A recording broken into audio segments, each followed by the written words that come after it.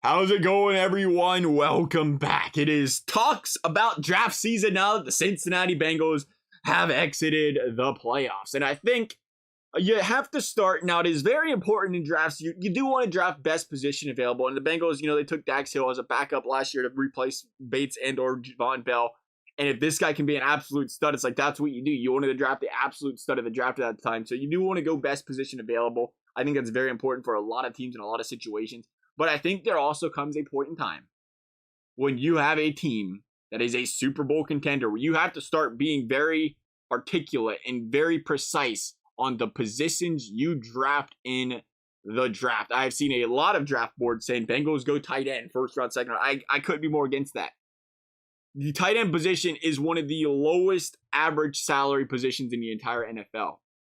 You can go get an average tight end, a slightly below average tight end, and Joe Burrow is going to make this guy look like an $8-10 million tight end. See CJ Uzomah. Look at how Hayden Hurst has played this year. Hayden Hurst is a dog. I love the way Hayden Hurst plays, but you have to this is the Joe Burrow effect. When you have a really good quarterback, he's going to make the players around him look better or look like the best they possibly can be. They go somewhere else, it's not going to look the same. I think you Bengals can do this year in and year out if they really wanted to, is pluck tight ends off other teams, give them a chance for a year or two, maybe three that are, undervalued, that are actually really good, just not put in the right position. And you can do that for $4, $5, $6 million a year. You can't do that with offensive and defensive alignment or corner. They did do a great job with Awuzie, but with offensive line, you look like Collins, $10 million a year for a guy that was a backup for a team. You don't get the same value out of those positions in free agency. It is great that the Bengals can try to grab guys in free agency because you got to bolster that offensive line. But if you ask for my personal opinion, you look and say offensive line, defensive line, corner. It depends if it's a steal. I don't know if you'll get a steal in quarterback that late in the draft, but it's because I do believe in Cam Taylor-Britt now. You have Cam Taylor-Britt, Awuzie, Mike Hill. That's a great trio. So I don't dislike the idea of a CB, but the Bengals are in a position now. They ain't as flexible, though, as they was, this is important, 2 years ago or last year's draft. They're in a position now where you want to win now. You want to get a guy that is not just going to help you win now, but bolster your future. Because they're not going to be able to retain all these players. Again, you could see, it seems like a lot, but it's not. It's completely in the, I'd say it's well over 50% chance of happening, 60, 70% chance happening, that T. Higgins and Jamar Chase garner combined over $60 million a year. You throw $60 million at Chase and Higgins, you throw $50 million at Burrow. That's $110 million. That's half your cap in 3 players. So you start to think, is that going to happen? I say, I don't think it does. And that's when you start to put your draft together. You have to consider stuff like this, how important it is to allocate cap. Because if you want that to happen, you got to be smart in other positions as well. And that's why I think when you say, okay, let's go offensive lineman or defensive lineman in the first round, maybe they're not a stud this year. Maybe. That's okay. Kind of like he can afford to be a Dax Hill, where he sits out a year. I love Dax Hill. Wish he would have played. He just didn't have a spot. But they can afford to be a Dax Hill, get limited snaps. If somebody gets hurt, he comes in, he plays. And it looks stud. Or on the defensive side, obviously you got the rotation and you get a lot more snaps playing a defensive lineman position. But these are positions, the best in the league are garnering 18, 20 million plus a year. Your average guys are getting, 10, 12, 10, 15 million a year.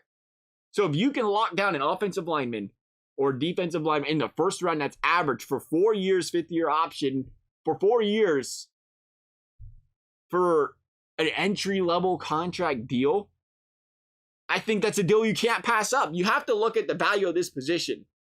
And it goes the flip side as well, as you get a certain amount of money drafting a guy in the first round. It's like, well, if they're going to get X amount of money as a, like a tight end, and they don't hold that value first 2 years compared to a guy you can just get off free agency, I think it's just the financial side of things here as far as allocating the cap is so important for the Bengals.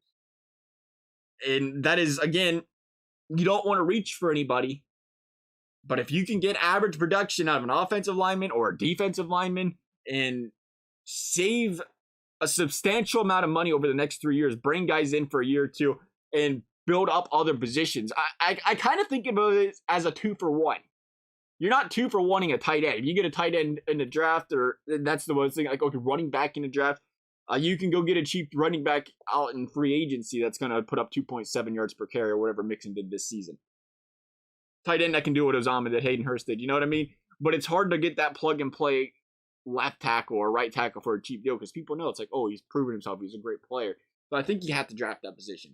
Personally, that's my opinion. Later in the draft, I love later in the draft looking like third, fourth round. You start looking wide receiver because again, you can't expect Chase and Boyd all to stick around. But I think Joe Burrow's a guy. It's like you keep one of them, either Chase or Higgins. I think they keep Chase. You keep Chase. You got a legitimate number one, and then you surround him with average to above average wide receivers. And Joe Burrow is going to eat. He's going to do just fine.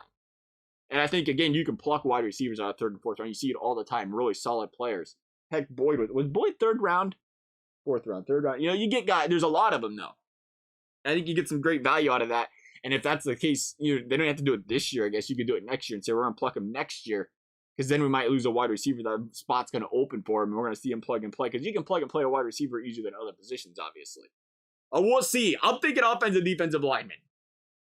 Not against CB. Not against. See, linebackers typically. I'd love to say linebacker, but a lot of times you can typically get some really good linebackers later in the draft. They typically fall later, so it's like, oh, we'll wait on a linebacker.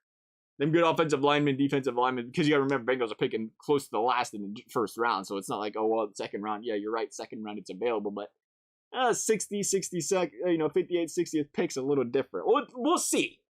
I love the offense and defensive linemen. Would love to hear you guys' thoughts. Thank you guys for watching. We'll see you next time.